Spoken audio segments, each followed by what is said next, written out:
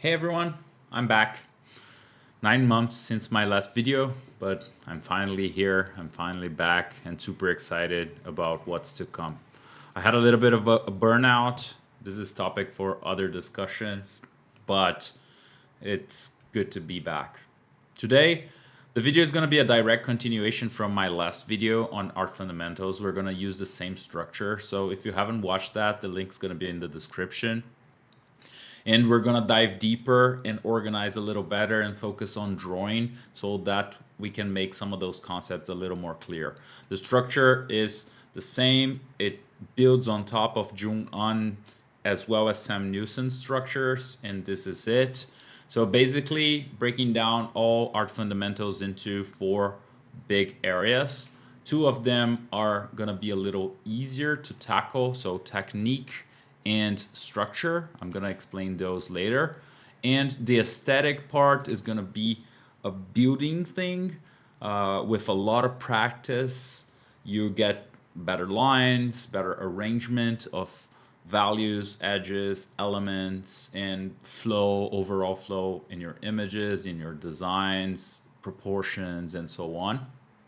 Everything together combined to tell better stories, to design better industrial items, objects, characters, environments, whatever it is, or to express yourself through your art. It could be even abstract art. We'll use a lot of the elements. We discussed a little bit of that in the other video. Now we're going to be more focused into the representational art and the entertainment industry as well.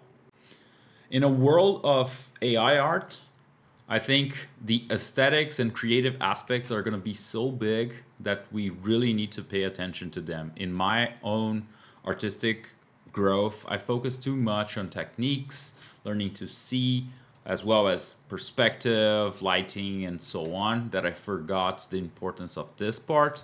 So I really want to stress that out. I even did this spiral thing in the other video that it's going to be a cycle of learning. So structure, technique, and so on, and even the aesthetics, a lot of practice, and everything revolves around the creative aspects. What you want to do with your art. What's the end purpose? You want to do an illustration to tell a story.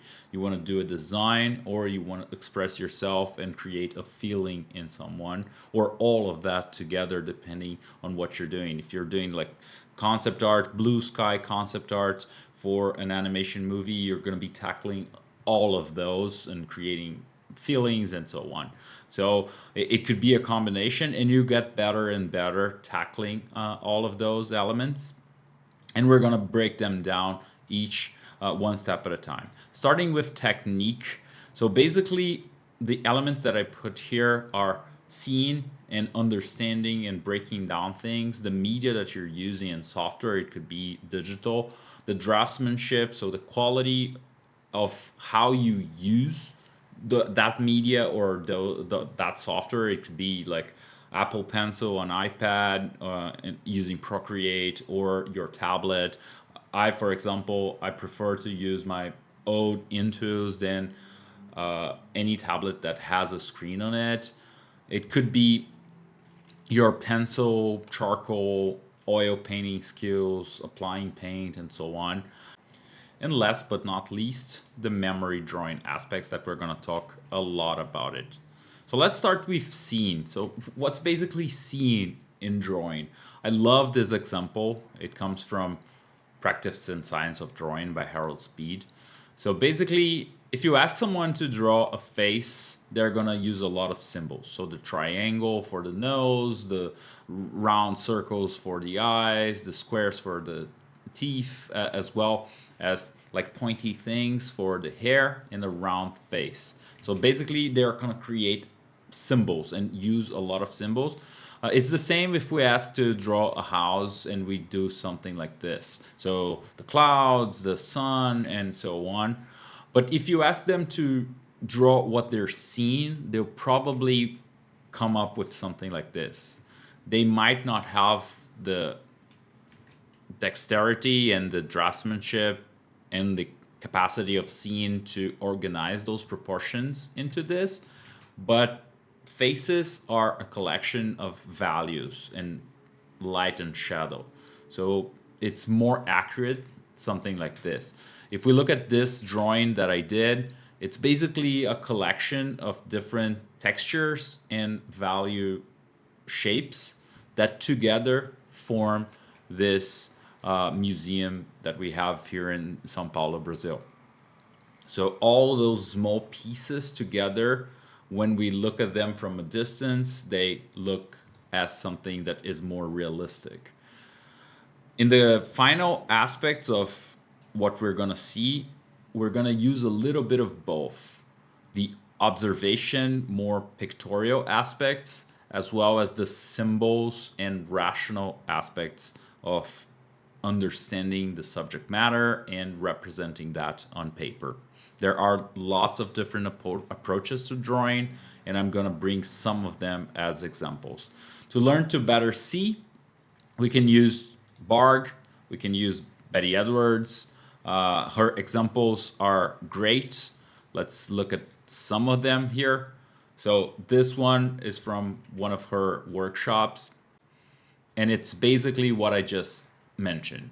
You're using symbols in the beginning, and then you're looking at shapes with different values, different proportions, positioning, comparing to vertical and horizontal positioning, and so on.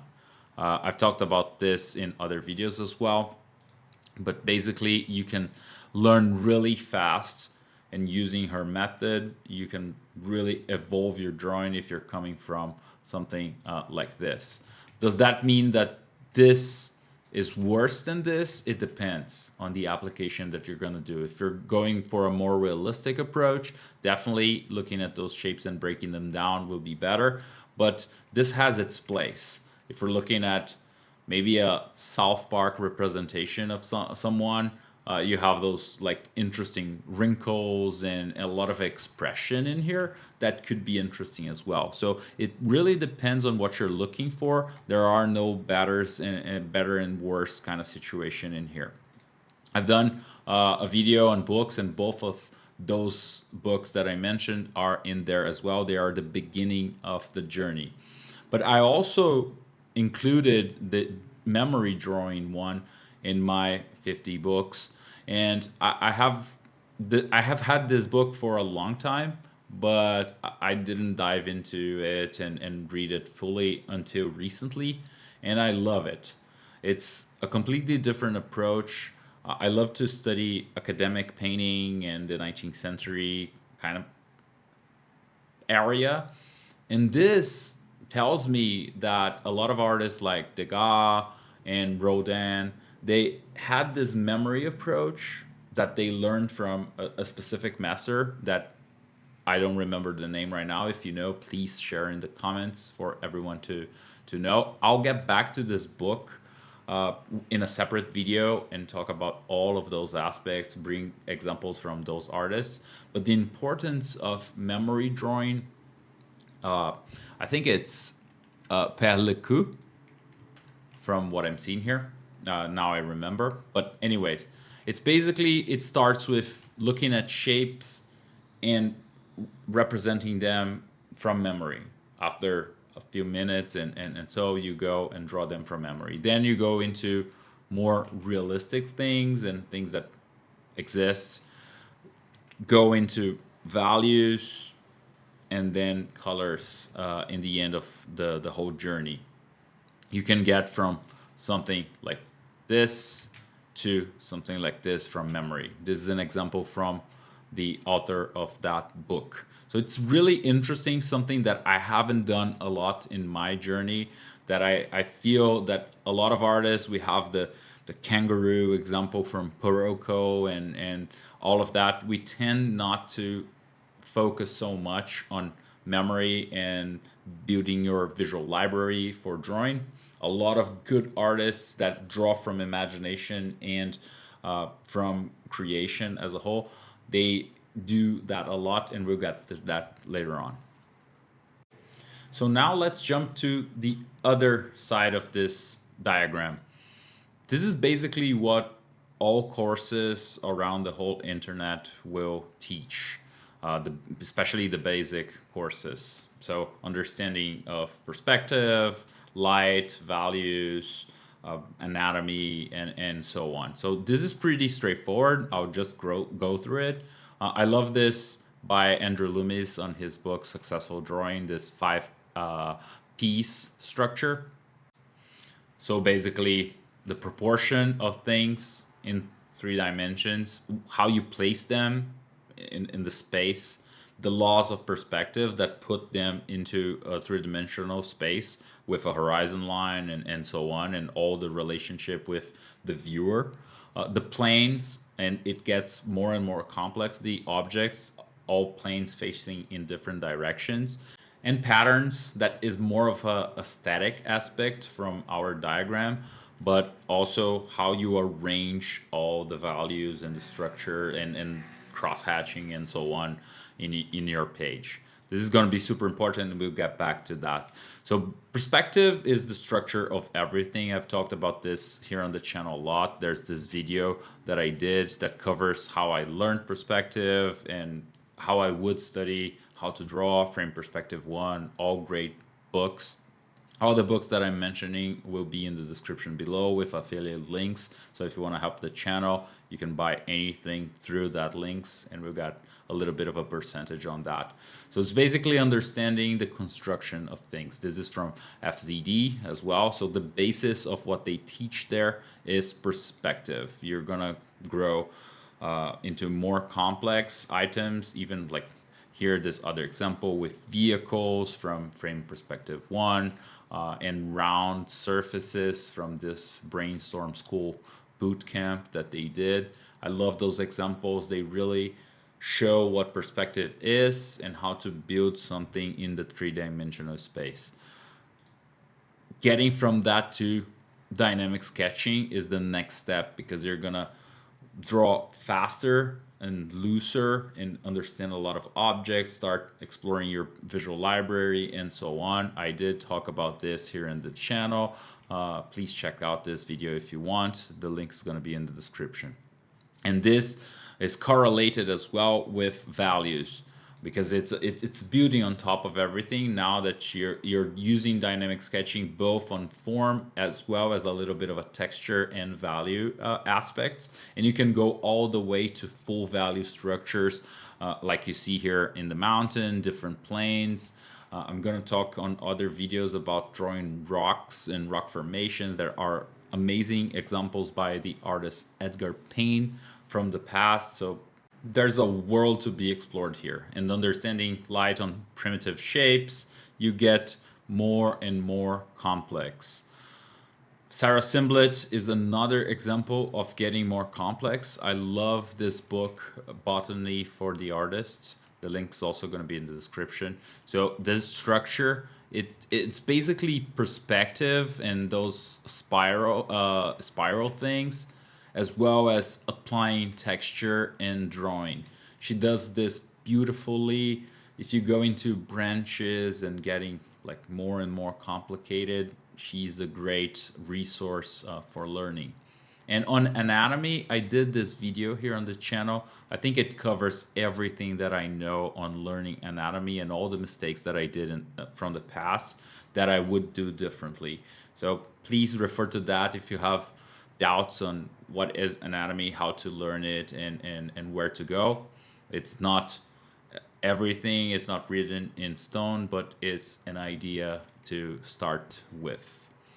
So going to the bread and butter of what I want to talk today, that is the aesthetic aspects, focusing on this. This is where things are not going to be so related to physics and laws and everything. This is where you have room to express yourself. This is the way you're going to use line, what is going to be implied lines, descriptive lines, cross-hatching, and so on, how strong the lines are going to be versus how subtle the changes and variations, composition, how you organize all the elements on your page. This is so important. A lot of people start drawing, and then when you see they are on the edge of the page and you have no more space. So planning out, understanding what you're going to do, how you're going to arrange your elements is really important. The edges. So if you're going full value and drawing with charcoal or even like graphite, how you're going to organize the edges, you're going to blend things, and all the elements, the shapes, the values are going to even either they're going to blend together or they're going to have high contrast if they have harder edges and so on. So a lot of things to control: the values, colors, gesture, how you show movement and apply force and strength into your art. This is where you shine as a person. Creative is going to be another aspect that is going to combine everything on your way of seeing the world, but this is where you will get more and more of your style and who you are. But this comes with the hard aspects of it. And the hard aspect is that there are no shortcuts on this. I strongly believe that this comes with a lot of practice. Even style is something that comes from your mistakes, your decisions, how you like things, how you leave things, and so on, with a lot of mileage. And this will be the same. You learn how to control values, how to control colors, and you have some rules here and there, like composition, rule of thirds, and all of that. But even I love a quote from Craig Mullins, amazing concept artist. If you don't know him, he said there are no rules in composition. You can look at Edgar Payne's composition for the outdoor painting. You have some like canons and rules, quote unquote, but you can break all of them. You can put the main element in the center of the page and work from there. And it's going to be your taste, how you do it, how you organize things, that will either break or make the picture that you are working on. So going back to Andrew Loomis, he has the 5 P's as well as the 5 C's. So it's the conception, what you're thinking, how you're going to organize things, the construction aspects that come with the perspective and so on, but also the lines and the limits of form and how much you want to define the limits of form, how you're going to bring character, how you're going to bring a whole consistency to the overall image, bring a focal point, what you're saying, the consistency also on the voice and the message that you're trying to convey. So there's a lot of this different aspects that don't come from only the structure but how you organize everything. His book Creative Illustration is a great segue from that. He has a little bit of a like rule system for you to understand and visualize some of the ways of organizing. So you can use the letters, you can use like the cross here. You can even use the ones from Edgar Payne, where you are trying to like, you have a scale and you're trying to organize the elements in a way that they are balanced. But in the end of the day, having this kind of understanding and taste is what's going to make the whole difference. Even applied here, you can see that different values in different places will totally change the image, how you're communicating. You have, and you can look that up on Google, you have like low key paintings, high key paintings, different ways of approaching values and value structures that will completely make the images completely different. I love this page from Creative Illustration, especially this one, that is so simple, but on the other hand, like so powerful, with the black, simple, negative spaces silhouetting the figure very strongly. You have the same here with some of those. You even have like this silhouette of a whole thing. You can look up Dean Cornwell as well. Another great example of this. I will come back to him on the channel as well. And this reminds me of what we're talking about on the scene aspects. Negative spaces, it starts with scene. When you have like a good grasp of it and you've done a lot of these studies, you start controlling it on your own images as well. One great example of this is this piece by Carl Ortiz. You can see the silhouette of everything, but you also see the control of values, the control of your references, what you want to use, the elements you want to put in, how you're going to organize them, what you're going to like be the focal point, how you're going to guide the eye and everything. There is such control here on how the eye moves around the image that is a great example to be followed. Even where the darkest values are gonna be and how they're gonna silhouette the face to bring the eye here and everything. This is a class on how to do things and like beautiful lines silhouetting here, stronger lines, giving the form and the overall contour as we saw on Andrew Loomis, and the internal details are less of a contrast. The values are closer to each other, not to call so much attention to this area.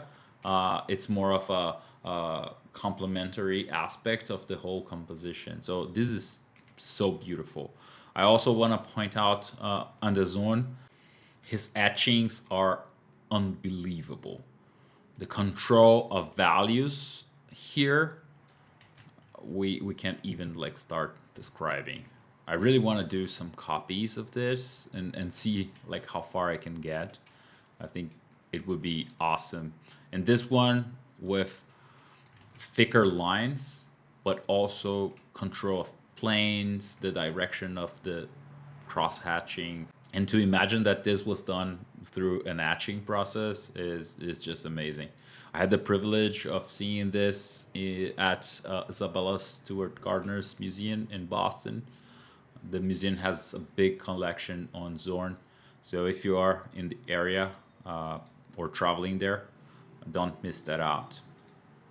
Another great resource for composition, we talked about Marcos Matteo Mestri a lot here. So Framed Ink 1 and 2, they're great also in the use of values, the use of camera, direction, what you're looking at, what you want to say with your image. I talked more about this in this video.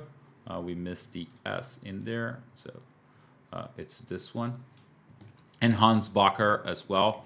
Great control of shapes, repetition of shapes, different values in storytelling for movies and for animation. This is great resources. Definitely you're going to learn a lot from both of them on everything that we're talking about here. And start looking at movies differently and bringing that to your drawings. So everything that we're saying is like combined, and we'll go into those cycles that we discussed before so that you can create. The last but not least that I want to talk about here is life drawing. Because everything that we've been talking about so far, so let's get back to here.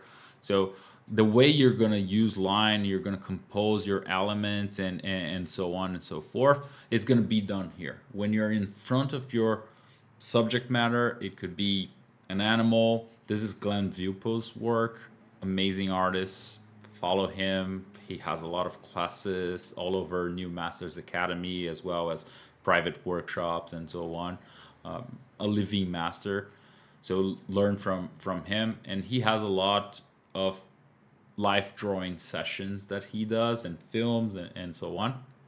So it's great to see the decision making. We can look at this, like what marks you're gonna add to the page and the ones that you're gonna just leave out, how you're gonna use your cross hatching to for some of the areas to be with less contrast, and your eye just flows through everything, the amount of detail and control of detail, so you can guide the eye as well. You can see the same here, the dog with the watercolor. to create contrasts and guide the eye as well. And everything is so subtle when you're looking to the real thing, and you learn a lot from the essence of that. That has been done by Disney a lot back in the day. So Lion King, this is from a blog called Oh My Disney. I'll add the link to the description as well. But this is great. I love this. I don't know if Disney keeps doing this now with like the 3D live action thing, but this was trying to bring the essence of what you're drawing to the movie. You have a lot of the teachings from that era on those two books by Walt Stanchfield, how to bring that gesture essence, and it can really help improve how you're conveying movement. I love this example here. So the way you convey weight with just a few like lines, it's so beautiful, and it will do wonders for your drawings and your illustrations. Think how you're gonna sell the illusion of weight on what you're doing, the illusion of movement. You have even the book The Illusion of Life, that is another great reference on this. Bringing to the illustration area, this example by Suke is good as well. The exaggeration, even on proportions, the lens that you're using for this would be more of a fisheye lens with a lot of foreshortening here in all the proportions. You can really feel the movement, what's gonna happen, what has happened before, and what will happen after, like in the split second after this. You can grasp it without even like trying to having to think a lot. This is very clear with all the exaggeration that you can see on the image. And exaggeration will also bring your characters to different contexts. I love this image. I have talked about this before in this video over here, as well as my anatomy video. This is by TB Choi. This is a great example of stylization, and you can change proportions, you can change the internal relationships, you can bring more like of a triangular shape to what you're doing, and stylize to convey whatever emotion you want to do, or to fit whatever art direction you're working with, and or you want to create yourself. And with that, we covered the three bottom areas here. But it's important to remember that you shouldn't wait for all of those to be learned before you go to creative. The idea is to express yourself, to design things, to tell stories, to everything. In every cycle that you're going, learning new techniques and getting better at them, or like your anatomy and perspective, going back and forth, everything should revolve around the creative aspects and the aesthetics, how you're going to combine elements, the lines and values and colors and so on. Everything around the creative aspects. Now let's go back on our cycle to the memory thing. I really want to bring some examples, some interesting examples from the entertainment industry that use memory drawing, that explore that on their creative process. The first of them is Evan Melamonten. I love his work. He is a digital person that started posting from early on. I did a video on his evolution. You can find that on the description as well. The 5 artists evolutions. It was great to follow that back in the day, and now go back on it and look everything that is documented over the internet. And it was great to find this as well. I don't remember if he's posted this on Facebook or Twitter /X, but this is the amount of studies he did on rabbits, all the way from first sketches to understanding more of the anatomy, practicing, trying some of them from memory, from imagination, to really conveying a sense of character down here. This is also a great example of the amount of work that goes into learning any subject matter. This is another example. He did the same with for wolves and canine, and this is from memory. It's a practice from memory, trying to get the proportion right, the shapes right, and convey even the character and the things, the emotions that he learned from those reference sketches. Another great example is Kim Jung-gi. I did a video on him as well. You can check that out here on the channel. But he does a lot of studies. Actually, he did a lot of studies. I keep doing this mistake of like keeping Kim Jung-gi alive in my mind. But he did a lot of studies of different subject matter. I've seen him talk about his process of learning to draw from memory and breaking down things, understanding the form, the structure as we called it, but as well as having more of a photographic memory and bringing those elements to all compositions that he's doing. In my video, I talk about this drawing that he did in Curitiba, Brazil, and he brings a lot of the aspects from the area that he just looked at and put into his drawing from the breakdown, mental breakdown that he did. I don't know if he practiced at his hotel and to add those elements, but they were there when he was drawing from memory / imagination when he was doing this live for everyone without like a pre-drawing. If you've seen his process, you know what I'm talking about. And you can do that for a lot of different subject matter, as we saw with the rabbits and everything. This structure that I suggest, and I really want to dive deeper into this in other videos, because I really feel that this can help you go one step at a time. So starting with furniture, I did some videos on these topics already, and I want to get back to some of those later on. But I really want to discuss the structure at some point of how you can be simple with every one of those subject matters and learning, for example, here, basic observation skills, negative spaces, simple perspective, boxes in perspective, and so on, to breaking down planes and forms in rock and vegetation, as we mentioned, Edgar Payne, and so on, cylinders in trees and combining elements on the landscape. Vehicles have symmetry, so start understanding perspective, construction, bringing that to organics in insects, bones, and so on and so forth. There's a lot of things. Please let me know in the comments if you want to see dedicated videos on these topics. But I really feel that starting with furniture here, I can give a little bit of a glimpse of what I'm saying. I did a video on drawing furniture and going all the way. I think this is a great example.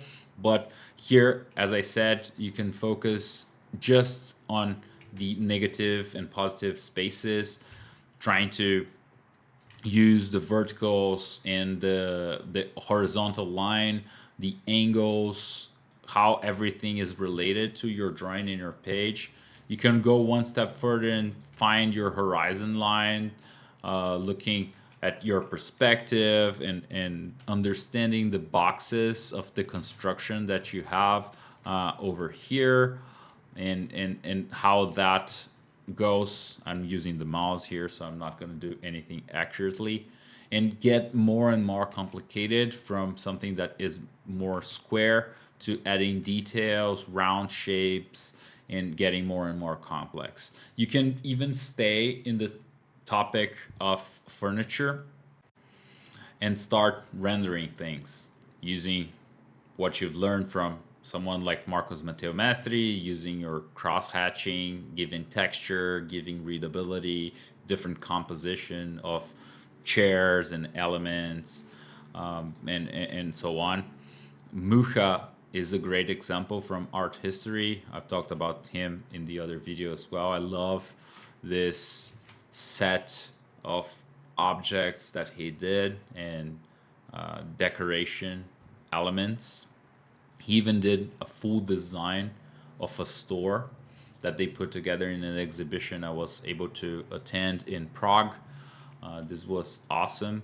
But if you go all the way to Art Nouveau, things will get more and more complex, more and more difficult to tackle because they're going to be more organic, more round, bringing the ellipses that you're going to need to learn in your perspective and getting harder and harder. You can keep on going from the render to colors and full values. This is a great example from Dice Tutsumi and Robert Kondo. Their course and their YouTube channel are great references on this and how to see and apply everything that you're learning. So you can go one step at a time. I love David Leffel, another still life painter. You have great names, Chardin from the art history. I really want to bring them back to the channel later on so we can focus on them, but they are great examples. And the next step would be to use everything that you learn and create, the creative aspect, going to design. For design, one great example I found was Corey Loftis. He did a lot of furniture for this game, and it was even like created for the game. So this is a screenshot modeled by Travis Inman, and you can see the concept side by side and how it was applied in the game. So when you're creating something that will turn into an asset for a game, you really need to understand all the constraints. I've worked for the last years in the video game industry, so I really understand this. And there are a lot of constraints here that they will need to translate that into what's doable inside the budget, the structure that they have for the game. So this is all talking about just furniture. It's such a simple thing that you can bring all the way and learn about every aspect and push boundaries and do something great with just a simple subject matter. And now it comes full circle with all the subject matters that we discuss, one step at a time, one cycle at a time, always applying. You get better and better grasp of all of those aspects to convey whatever you want to convey. So now I want to focus on some examples just to finalize, and we can look at some beautiful art and get inspired and go our way practicing, creating, and doing beautiful things. And we can see that every artist will have their set of skills, their choices, the subject matter that they want to work more with. You can see Evan here once again. He really loves history. He knows a lot about armor, medieval clothing, and like horseback riding and fighting weapons and everything. So his art revolves around this. You have from time to time the rabbit applied here, but you also have a lot of different things that he's studying to bring to his final illustrations and concepts and so on. Kim Jung-gi is the same. He has a lot of different topics that explore what he wants to express sometimes. Sometimes it's a commission that he's doing on a certain topic. He has done comics and everything. He was an amazing artist, like all over. And he has ways of realizing what he's thinking. Like he has one specific aesthetic, choices on how to depict certain things, people, places, the lens that he's gonna use. So he's gonna use more of a circular fisheye perspective on his drawings and get really known about that. The organization of elements, the compositions are super complex. They are not really straightforward. Some of them are a little more straightforward. We can see like here even a little bit of a rule of thirds and so on. But his demos, when it comes to this kind of like crazy elements, a lot of stuff, it's very complex and done on the spot in his mind. He's picturing things. Oh, this is gonna be balanced by that element on the other side of the page. These values are going to balance with this one and this one. So all the value accents that he's doing, it's such a dance to put together an image like this from imagination without preliminary drawing. It's amazing to see. It's definitely amazing to see. Unfortunately, like, he is no longer with us, but there are lots of videos all over the internet where you can witness him doing his magic. Tara Whitlatch, I love her work. I want to do a full video on her, and especially her sketches. You can see a lot of her sketches here in this book, Animals, Real and Imagine. I'll add links to all books to the description. She has a course on schoolism as well. She has one on cats as well that I haven't added here. I talked about this on the channel, and she combines her knowledge of creatures and animals and anatomy into imagined whole worlds and biomes, creatures specific to movies and to the world that she is creating. It's amazing to see the combination of everything, and you can use all of those elements to bring that here. Jesper Eising is telling stories different from the design that we just saw with Taro. He is doing design as well in some of the characters, but he's also telling a lot of stories and understanding what's the best angle, what's the best design for all the elements that are going to be in the scene to convey a message, to convey an emotion. His thumbnail sketches are a highlight for me. I love to see it. There are more examples here. He has a lot of blog posts on muddy colors. There's a whole section on his process. Definitely should read that if you want to go into illustration, especially character driven illustration. The gesture decisions, the composition decisions, the studies. He loves bird watching. I really want to do a full video on him as well and his work. So he brings the character as well as the shapes and colors and even the birds themselves into his images. It's really good, really good. He has a tutorial. I've mentioned this before, so if you want to check that out, you can easily find that on Gumroad, if I'm not mistaken. I'll add the link to the description. Another great artist doing thumbnails and organizing the elements, organizing values, telling stories, and using anatomy and characters and so on is Gregory Menches. I really love his thumbnail sketches. They are another level, but he also uses a lot of references in his work. He's a reference on using references. I did a video on references here on the channel as well. It's a good segue from this if you want to dive deeper into this. Also, the book Imaginative Realism by James Gurney talks a lot about using references. Other thumbnails by him, just so that you can see his magic. I love the values here. It reminds me of that drawing by Carla Ortiz, where you have more of a line, an outside contour line on the elements, and inside you don't have so much contrast. Just some of the areas that will get the eye there faster, and you can control the overall experience. You can see a lot of that control of values and elements in the balance of everything that you're putting into the composition explored on these. Ian McCaig, I also talked about him here. He is mostly known as a character designer. Also want to do a full video on him and look at a lot of beautiful work by him.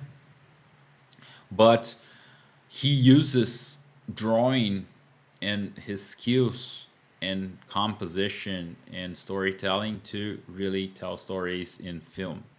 So more than a character designer, he's a storyteller. So he has done a lot of storyboards for Star Wars and other movies, and he uses all of those skills. In the other video, I talked about his soul sketchbook concept. You can go watch this video here. It's great. I'll add the link to the description. He also has tutorials on the topic, and his books all revolve around using drawing to tell stories. So if that's something that you're struggling with, you can definitely refer to him on that matter. But it's not just in the entertainment industry or illustrators that you're gonna see the use of this. Even on representation artists from the past, you can see Sargent here. The decision-making process of like doing sketches and understanding the minimum amount of elements that you need to convey a crocodile, an alligator, and then bring that to watercolor and understand how on a different medium you're gonna be able to do the same to get finally to the final image that you want to do, how you want to get the message through in a beautiful way. So there's a lot of room of aesthetic exploration here that will go a long way. And last but not least, on those examples, Klimt. I don't know if all of you have watched the movie or seen his painting of Adele Bloch-Bauer. I had never seen the sketches that he did, so it's great to see it and how he's organizing those flat elements that will come on later and not be such a volumetric image. And you get finally to this. If you haven't watched the movie, I highly recommend it. I hope that with all of this, I have conveyed the complexity of drawing, but at the same time, bringing a little bit of a understandable structure that you can go one step at a time and finding where you're lacking, where you're not giving as many attention.